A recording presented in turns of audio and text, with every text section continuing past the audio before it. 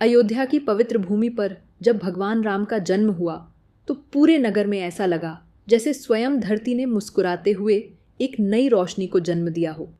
राजा दशरथ और माता कौशल्या के आंगन में आए इस दिव्य बालक ने जन्म लेते ही ऐसा तेज प्रकट किया कि मानो हर दिशा में एक नया सुकून उतर आया हो। समय बीता और राम बड़े होने लगे।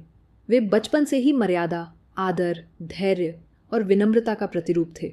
वे सीखने में तेज, व्यवहार में सरल और अंतःकरण से अत्यंत दयालु थे। राम भाई बहनों के साथ बड़े हुए, किंतु उनके स्वभाव में गहरी शांति और गंभीरता रहती थी।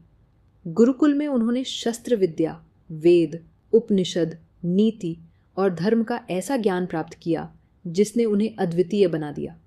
राम कभी किसी से कठोर नहीं बोलते थे। वे हर छोटे बड़े को सम्मान देते थे और हर समस्या को धैर्य से समझते थे। यही कारण था कि लोग उन्हें केवल राजकुमार के रूप में नहीं बल्कि एक आदर्श पुरुष के रूप में देखते थे। यौवन में प्रवेश करने पर राम ने जनकपुरी में धनुष यज्ञ में भाग लिया।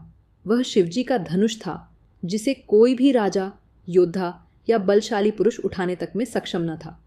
किंतु जब राम ने सहज भाव से धनुष को उठाया तो मानो स्वयं शिव शक्ति उनके हाथों का सहारा बन गई। धनुष टूटने का ध्वनि ऐसा गूंजा जैसे खुद देवता इस क्षण के साक्षी बनने पृथ्वी पर उतर आए हों। यही वह पल था जब माता सीता ने उनके हृदय में अपना जीवन साथी पा लिया। सीता और राम का विवाह उस समय का सबसे पवित्र और आदर्श मिलन माना गया। अयोध्या वापसी के बाद पूरी प्रजा की इच्छा थी कि राम ही राजगद्दी संभालें, परंतु समय की परीक्षा किसी को बिना परखे पार नहीं होने देती। महारानी कैकेयी ने 2 वर मांगे, राम का वनवास और भरत का राज्याभिषेक। दशरथ असहाय हो गए। पूरे महल में शोक की लहर फैल गई, लेकिन राम ने इस कठोर निर्णय को भी उतने ही शांत भाव से स्वीकार किया जैसे कोई व्यक्ति अपने कर्तव्य को अपनाता है। उन्होंने कहा, पिताजी की बात मेरे लिए आज्ञा है और प्रजा की खुशहाली मेरे लिए धर्म। यदि वनवास ही धर्म है तो मैं इसे आनंद से स्वीकार करता हूँ। सीता और लक्ष्मण ने भी साथ चलने का निश्चय किया। अयोध्या के लोगों के आंसुओं के बीच राम, लक्ष्मण और सीता वन की ओर रवाना हुए। 14 वर्षों का वनवास उनका इंतजार कर रहा था। कठोर तपस्या, संघर्ष, संकट और अनेक परीक्षाओं से भरा हुआ।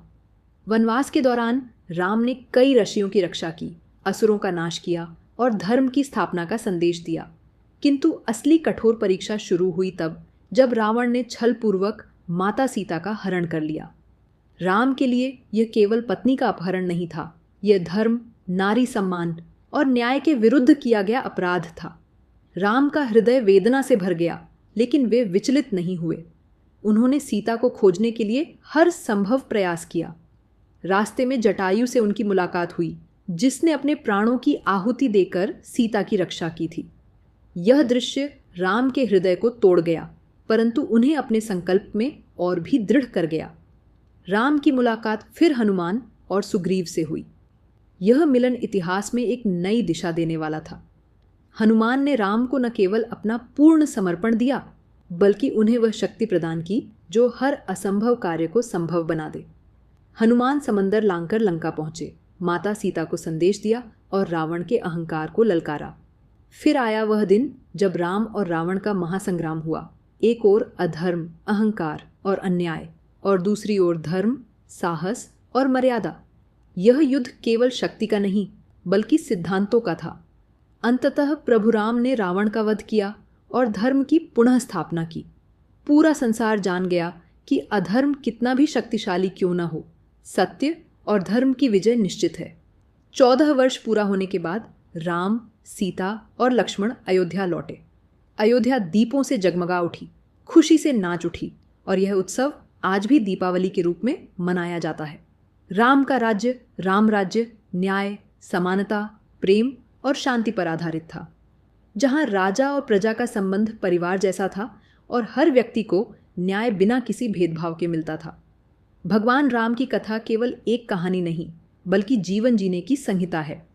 वे हमें सिखाते हैं कि चाहे परिस्थिति कितनी भी कठिन क्यों न हो, धर्म, धैर्य, विनम्रता और आदर्श हमेशा विजयी होते हैं। जीवन में आने वाली चुनौतियां वो हमें तोड़ने नहीं, मजबूत बनाने आती हैं। राम की तरह यदि हम अपने कर्म को श्रेष्ठ बना लें तो विजय निश्चित है।